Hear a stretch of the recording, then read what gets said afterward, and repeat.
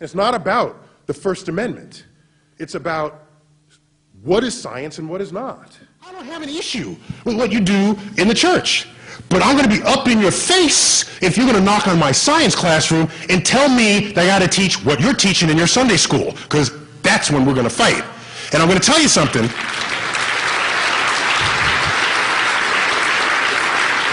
To the editor, people cited violation of the First Amendment when a New Jersey school teacher asserted that evolution and the Big Bang are not scientific and that Noah's Ark carried dinosaurs. The case is not about the need to separate church and state. It's about the need to separate ignorant, scientifically illiterate people from the ranks of teachers.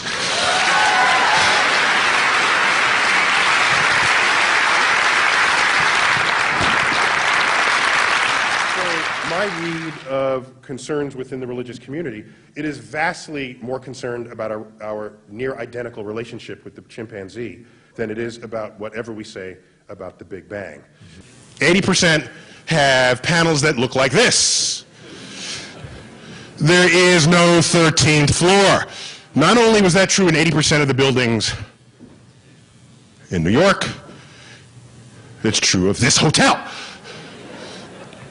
So what does it say for our future when we have people afraid of a number?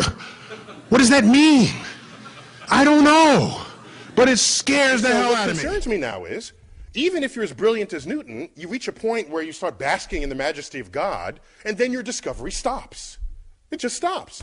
You're kind of no good anymore for advancing that frontier, waiting for somebody else to come behind you who doesn't have God on the brain, and who says, that's a really cool problem, I want to solve it. They come in and solve it. What's this going on between our legs, right? As you've heard, you heard it. It's like an entertainment complex in the middle of a sewage system. No engineer would design that at all.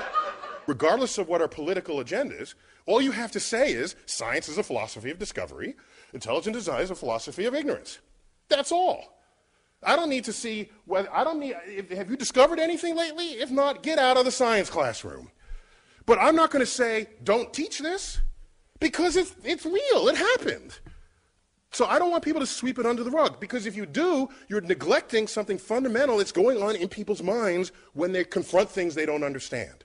Religion is becoming sort of the enemy of science, or science the enemy of religion, and that's only because religious forces are trying to put religious writings in the science classroom. Now, there's no tradition of the science professor knocking down the door of the Sunday school telling the preacher to put science in what goes on in the Sunday school class. There's no tradition of that. There's no scientists picketing outside of churches saying, equal time for Darwin. It doesn't happen. Funding for science under Republican administrations has been historically higher than under Democrats.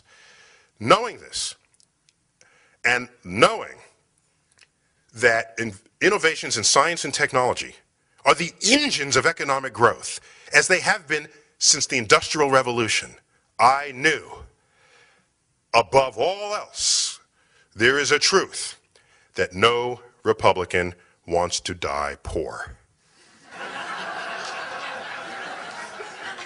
Therefore, if you start bringing things that are not science into a science classroom, you undermine the science curriculum, preventing America from being leaders in science evermore.